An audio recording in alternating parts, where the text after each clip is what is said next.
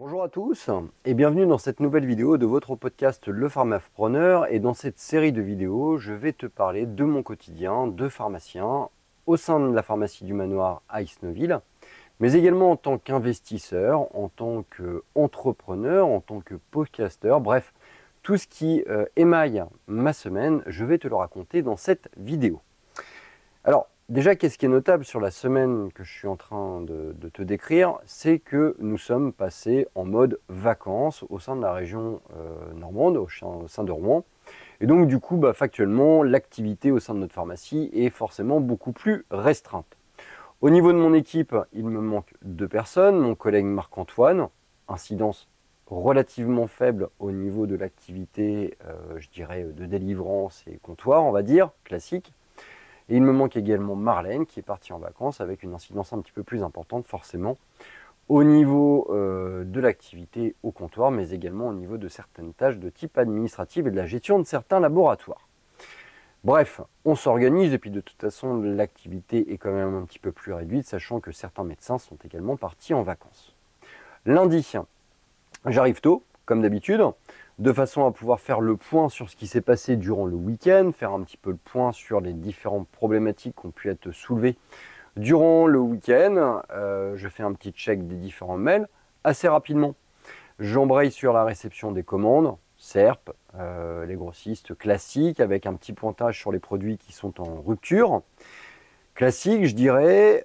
On fait un petit point également sur l'activité vaccin Covid et vaccin anti-grippe qui se clôture. D'ailleurs, on vient de terminer, d'écouler l'intégralité de nos doses de vaccins. On a fait à peu près 1600 doses cette année, soit une progression de quasiment 15% par rapport à l'année dernière, ce qui est plutôt pas mal.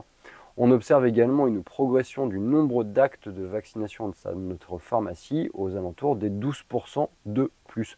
Ce qui est plutôt pas mal, 12%, alors quand je dis aux alentours, c'est très clairement 12%, parce que je les ai calculés tout simplement. Donc on a une belle progression et une belle corrélation entre l'augmentation de notre activité et l'augmentation du nombre de vaccinations. Bref, voilà, donc ça c'était pour la partie vaccination. Évidemment du comptoir, comme je te l'ai dit, il me manque un petit peu de personnel, donc du coup il faut être un petit peu plus présent au niveau du comptoir, mais ça c'est normal. J'en ai profité également pour passer ma commande de vaccin anti-grippe pour la campagne 2025-2026. Alors, pas de teaser pour ma part, donc il y avait 2 types de vaccins qui pouvaient être validés, à savoir le Vaxigrippe de chez Sanofi et l'Influvac. Alors, à titre personnel, j'adore l'injecteur de l'Influvac, mais d'un point de vue purement économique, et comme on a affaire à 2 types de vaccins exactement identiques, j'ai été amené à sélectionner le partenariat avec le laboratoire Sanofi Pasteur. Alors, pour plusieurs raisons, je dirais. La première, c'est que tout simplement les conditions économiques sont bonnes, elles ne sont pas mauvaises en termes de remise. Elles sont bonnes également au niveau des quantités de reprise, parce que le laboratoire Sanofi nous accorde une reprise de quasiment 20% de nos invendus, si jamais on en a pour l'année prochaine, ce qui est plutôt très bien. Par ailleurs, il y a l'épée de Damoclès de la rentrée de nouveau de l'Effluenda, vous savez, le vaccin plus fortement dosé qu'on avait administré et qu'on administre normalement aux personnes de plus de 65 ans. Et donc normalement, il devrait revenir. Bref, donc une capacité de switch qui est plus facile forcément lorsqu'on travaille avec le laboratoire qui produit également les Fluelda.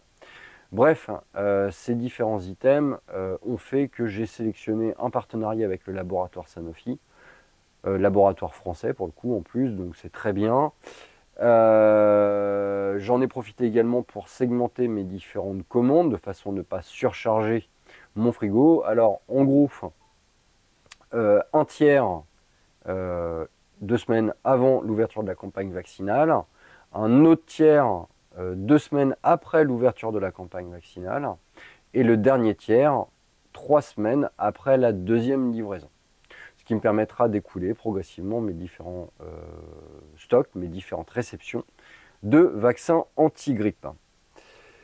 Sur cette journée du lundi, j'en ai profité également pour faire un petit peu de logistique, d'administratif, de rangement de produits. J'en ai profité également pour faire une mise à jour de notre robot.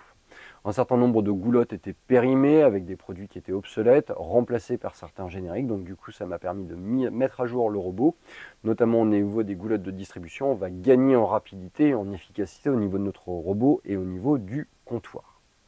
Sur cette même journée, j'ai eu l'occasion d'échanger avec mon collègue et ami Maxime, qui est le titulaire donc de la pharmacie des Emmurés à Saint-Sever, dans lequel nous avons des parts. Alors, qu'est-ce qui a animé notre conversation avec Max ? C'est que tout simplement, en fait, Max, qui vient de reprendre la pharmacie depuis le mois de novembre, était en recherche active de personnes pour compléter son équipe, et notamment d'une préparatrice ou d'un préparateur.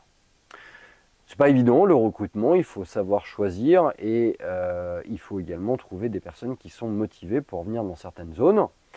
Des questions géographiques, des questions d'affinité, je dirais aussi. Bref, Maxime avait trouvé deux perles rares, deux profils un petit peu différents. Une jeune avec relativement peu d'expérience, mais qui ne demandait que à être formée, une véritable volonté de formation.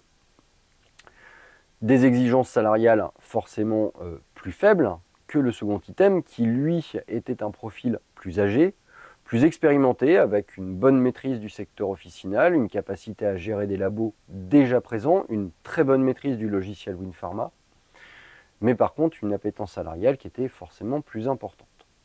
Max me demandait mon avis par rapport à ce recrutement, quel aurait été mon choix par rapport à son recrutement.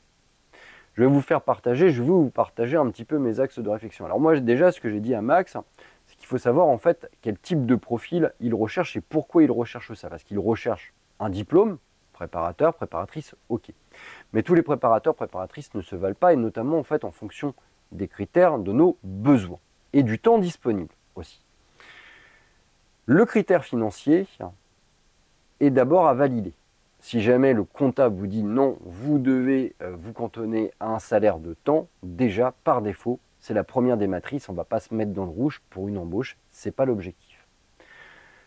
En l'occurrence, Xavier May du cabinet Burette avait dit à Max, il n'y a pas de problème, vous pouvez sélectionner l'un ou l'autre des profils, votre capacité financière est suffisante pour pouvoir payer les deux salaires. Du coup, l'item financier ne compte pas. Après, Max, qu'est-ce qu'il recherche dans sa pharmacie? Max vient de reprendre la pharmacie au mois de novembre. Max est excessivement investi dans sa boîte progresse, se développe, il progresse en termes de fréquentation, il progresse en termes d'activité, il met en place de nombreuses choses. C'est sa première année, il a également beaucoup de choses à gérer, je dirais, au niveau du comptoir, se faire connaître, imprégner sa patte, mettre en place de nouvelles procédures. Bref, Max finalement a du temps, mais son temps est déjà extrêmement utilisé. Il a besoin de temps, Max. Et donc du coup, il a besoin de déléguer, tout simplement. Et donc pour déléguer, il faut qu'il tombe sur une personne d'expérience. Il faut qu'il utilise cette personne d'expérience pour pouvoir déléguer, pour pouvoir s'allouer du temps pour des missions plus importantes que, par exemple, serrer la pince à Madame Michmuch, ou gérer un laboratoire simple, comme un laboratoire type UPSA, Sanofi, qui sont finalement relativement simples à gérer. Bref, Max, il a besoin de temps, il a besoin de déléguer. Pour moi, c'est le premier des items, c'est le choix par rapport à la fonctionnalité. Il a besoin d'une personne d'expérience sur qui il peut s'appuyer et auquel il peut déléguer des tâches. Et la deuxième chose, également, c'est que il a peu de temps. Et donc on peut faire le choix d'opter pour une personne que l'on va former, intégrer, même très motivée, mais il va falloir lui consacrer du temps. Et ça, malheureusement, Max n'en a pas. Donc je dirais que dans le cas de figure de Max, le choix, il est simple. Il faut qu'il commence par embaucher une personne d'expérience pour déléguer, pour gagner du temps, pour finalement shifter un petit peu sa pharmacie et lui faire prendre encore plus de vitesse. Et dans un second temps, le second profil, donc moins cher, plus jeune, plus, je mets des gros guillemets, plus malléable, mais finalement en fait plus travaillable pour mettre dans une dynamique, on va dire, parce que finalement une personne aussi d'expérience, c'est une personne qui va avoir forcément plus de mal à s'imprégner de nouvelles normes, de nouvelles procédures. C'est voilà, on est ce qu'on est, et puis on a nos certitudes en vieillissant.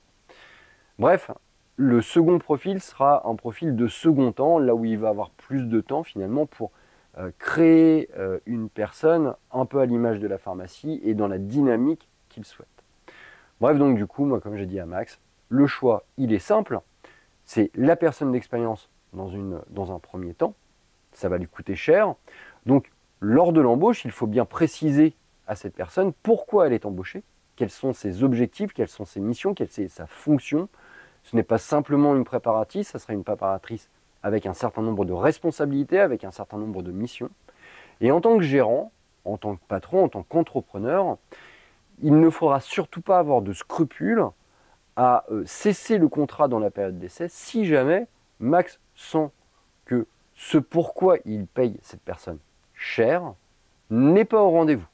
Il faudra qu'il shift rapidement vers la second profil parce que il a eu deux profils, il va prendre le meilleur, mais si jamais il se rend compte que le meilleur n'est pas forcément le meilleur pour lui, eh bien, il faut qu'il shift pour passer au plan B et donc passer à un item de formation et donc prendre du temps pour former quelqu'un, pour lui donner de l'autonomie et en faire finalement le profil numéro 1. Voilà.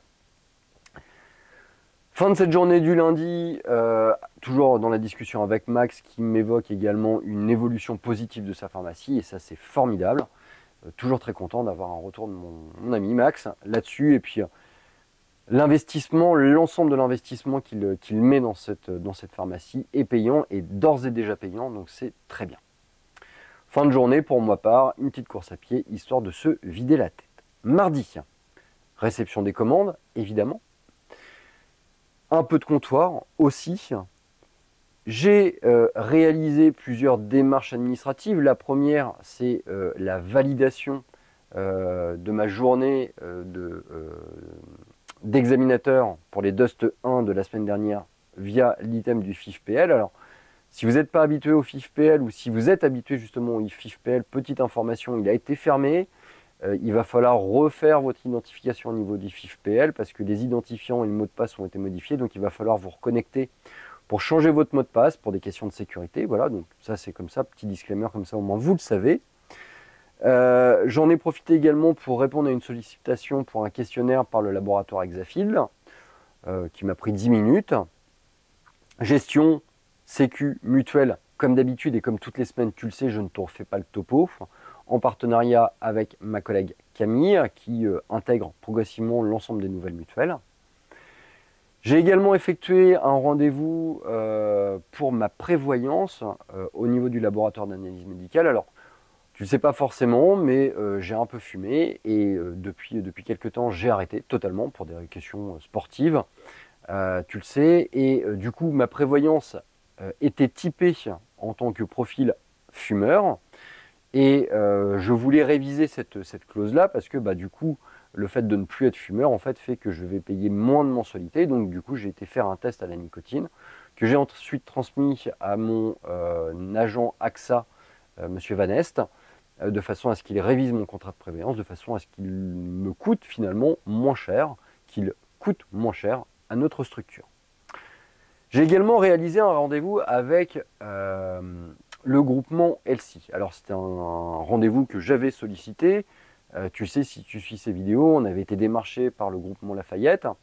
Ce rendez-vous avec le groupement Lafayette a été pour nous un peu un trigger. En fait, ça nous a donné une idée, se dire, oui, effectivement, on a sûrement, peut-être, la possibilité de cranter notre pharmacie, de la faire passer à un niveau supérieur, ce qu'on appelle classiquement les pharmacies XL ou double XL. Bon, voilà, sauf que nous, on a porté à bout de bras cette pharmacie jusqu'à ce qu'elle est, et qu'on sent qu'on est un petit peu, je dirais pas à court d'idées, mais finalement, en fait, on a fait ce qu'on fallait faire, et parfois, en fait, pour atteindre d'autres objectifs, il faut faire d'autres choses, et qu'on n'a peut-être pas forcément toutes les idées nécessaires pour cranter. Et donc, du coup, j'ai sollicité un certain nombre de rendez-vous. Alors, Lafayette, ça a été fait à leur demande, mais j'ai sollicité un rendez-vous avec le laboratoire, avec le groupement LC, avec le groupement GIFAR, avec le groupement également PharmaBest, et le groupement LC est venu. Alors, le rendez-vous avec le groupement LC, c'est, je dirais, passé d'une manière mitigée. La personne est venue de Paris déjà, donc c'est quand même un gros investissement de sa part. Elle est passée. On a pas mal échangé et assez rapidement, en fait, j'ai compris que le profil de ma pharmacie ne lui correspondait pas.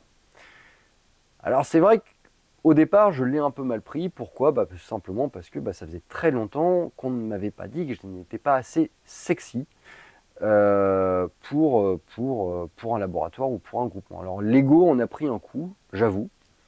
Le rendez-vous a failli tourner court.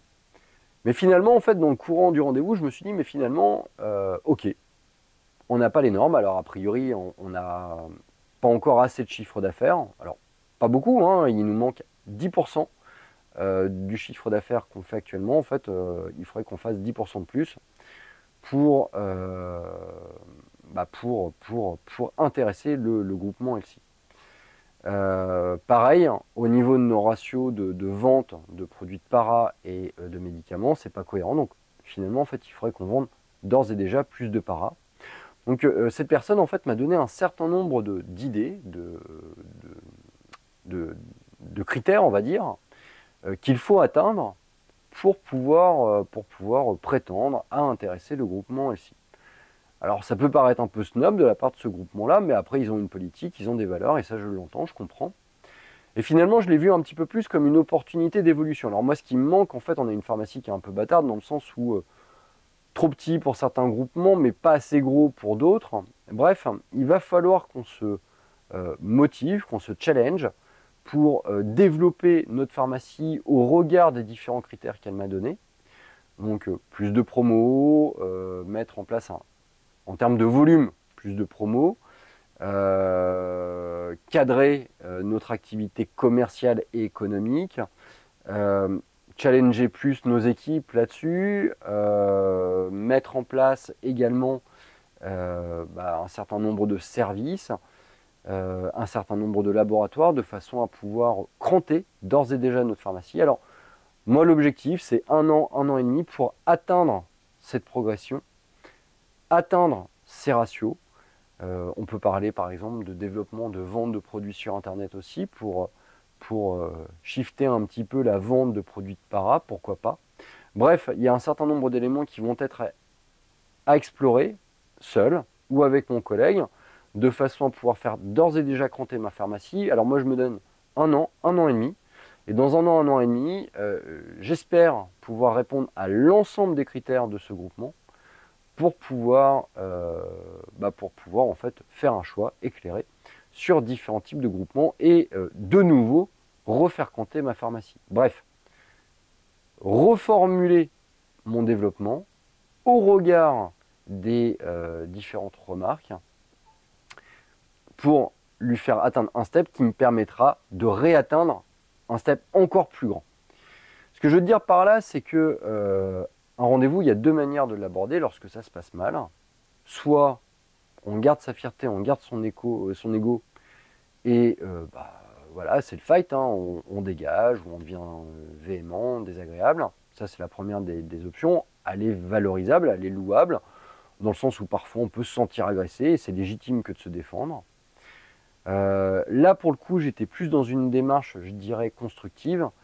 Et là où, avec un certain mood, j'aurais pu dégager finalement cette représentante en lui disant, mais pour qui vous prenez-vous finalement, en fait, je me suis rappelé que c'était moi déjà d'une qui les avait sollicités, de deux qu'ils avaient, a priori, c'est pour ça que je les ai sollicités, une expérience que je n'avais pas, et que finalement j'avais tout à apprendre et à comprendre d'un rendez-vous, même s'il n'est pas en ma faveur.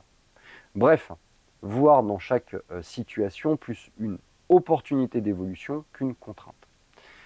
Je l'ai tellement abordé comme ça et je l'ai tellement intellectualisé comme ça après que le mercredi, je me suis permis également de faire un retour par SMS auprès de cette représentante pour la remercier de l'échange qu'on avait pu avoir, de m'excuser si jamais elle avait pu sentir durant notre rendez-vous une certaine montée de tension.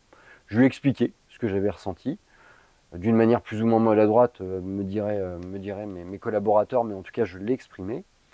Et puis lui dire surtout que j'avais bien intégré tous les critères qu'elle m'avait évoqués et que bah moi je suis un homme de challenge et que je me donnais un an et demi pour réaliser ce challenge et de nouveau la rencontrer et faire en sorte que cette fois-ci le partenariat s'établisse. Ce qui nous permet de passer finalement à la journée du mercredi. Mercredi matin, comme tu le sais, réception de la commande grossiste répartiteur SERP, Biog. Un rendez-vous avec le laboratoire Servier, enfin, j'ai envie de dire.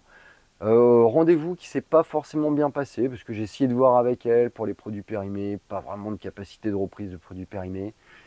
J'avais des commandes de rétro qui étaient formalisées et qui n'ont jamais été reçues. Elle m'a même pas tenu au courant comme quoi les commandes ne seraient pas réceptionnées parce que c'était une rupture au niveau du contrat pour l'année 2024.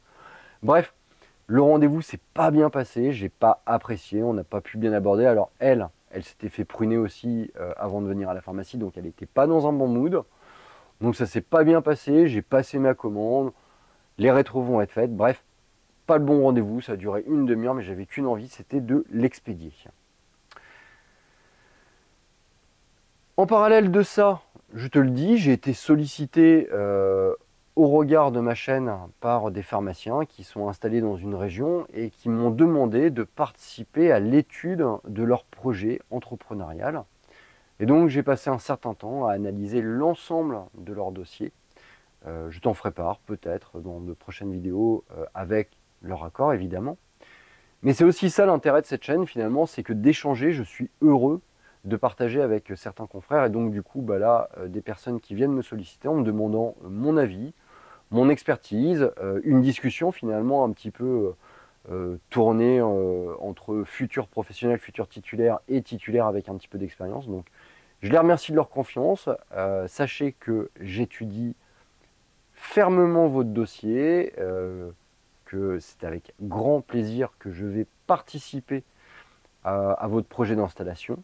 Ou pas, hein, sait-on jamais, peut-être que vous ne vous installerez pas, mais en tout cas, je vais vous donner l'ensemble de mes sensations, l'ensemble de mes connaissances, l'ensemble de mes informations pour vous aider au mieux dans votre projet d'installation que je trouve extrêmement louable.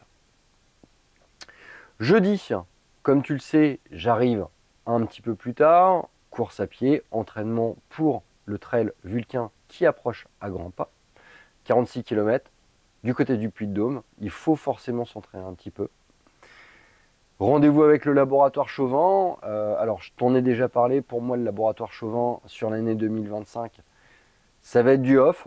Donc là, je suis encore en train de réfléchir si jamais je vais repasser des quantités ou pas. Mais je pense que je vais plutôt les faire avec certains de mes collègues de façon à purger complètement mon stock de produits Chauvin. Et en 2026, passer sur un item, je dirais, plus complet, plus construit au niveau du laboratoire Chauvin. Bref, un rendez-vous qui demande encore analyse avant de se lancer dans un marché collaboratif avec le laboratoire Chauvin. Je trouve qu'ils sont excessivement exigeants en termes de quantité pour finalement une thématique commerciale qui n'est pas si énorme que ça. Rendez-vous avec le laboratoire Biogarant où on a validé, consolidé les chiffres de l'année 2024. Donc on est reparti en partenariat avec le laboratoire Biogarant pour l'année 2025. Très honnêtement, je ne sais pas si ça sera dans encore une décennie comme ça avec le laboratoire Biogarant. J'ai eu de nombreuses sollicitations par d'autres grossistes, par d'autres génériqueurs avec des propositions qui factuellement semblent être malgré tout intéressantes. Donc peut-être que dans l'année, je vais devoir réviser un petit peu mon tir au niveau du laboratoire Biogarant de façon à optimiser ma volumétrie pour pouvoir faire un shift de génériqueur à la fin de l'année 2025. J'ai également profité de cette journée du jeudi pour remplir, compléter les évaluations Dust de mes deux stagiaires, Magdaline et Camille. Voilà, et puis ma collègue Mathilde a eu un rendez-vous avec le laboratoire Sanofi pour valider l'ensemble de nos contrats, qu'ils soient en OTC et en conseil pour l'année 2025. Voilà, c'est tout pour moi pour cette semaine. Ce soir, j'ai la chance de voir mon collègue et ami Sébastien Michel de la pharmacie de Saint-Georges-sur-Eure pour l'anniversaire de mon fils. On va passer un très bon moment, on va sûrement discuter un petit peu boulot. Et demain matin, j'aurai sûrement l'occasion et le plaisir d'aller courir avec lui, puisque c'est un grand coureur, et j'aurai cette chance d'aller courir avec mon ami Seb. Sur ce, je te souhaite une très bonne fin de semaine, je te dis à très bientôt pour de nouvelles aventures entrepreneuriales. Si tu as la moindre question, si tu as des commentaires, si tu as envie de me faire partager ton expérience en tant que titulaire ou si tu as envie de me faire partager par exemple ton projet d'installation, je serai ravi. N'hésite pas à échanger avec moi en commentaire sur cette chaîne ou via LinkedIn ou via Spotify. Je me ferai un plaisir et un devoir de te répondre. Je te dis à très bientôt et passe de très bonnes vacances si tu es également en vacances. Au revoir.